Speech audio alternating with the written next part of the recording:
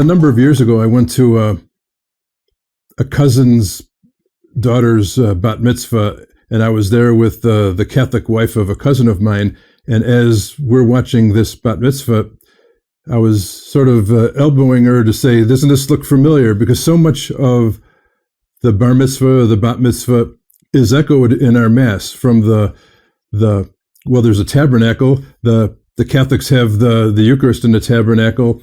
The Jews would have the Torah in the tabernacle. But when we get to the Liturgy of the Word, in the Jewish tradition, the rabbi would take the Torah scroll out of the tabernacle, hand it to, say, the grandfather, who would hand it to the father, who would hand it to the bar mitzvah or bat mitzvah.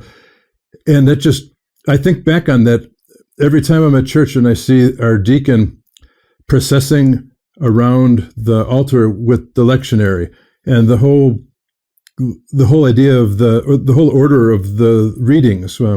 In the Jewish tradition, we've got the reading from the prophets, whereas in the Catholic faith, we've got the reading from the Old Testament, and then each of one of them is followed by the Psalm, and then where the Catholics will have a reading from the Gospel, the Jews will have a reading from the Torah, and the echoes are there, and they're there because the early Christians were Jewish. The founders of the church were Jewish, so they adapted their liturgy to meet the needs of the early church. I would recommend, if you've got experience, or if you've been to synagogue and you know how the services go, if you go and sit in a Catholic church, like maybe if you're on vacation in Italy or something, go to a Mass, even just as a tourist, but pay attention to the structure. They're having the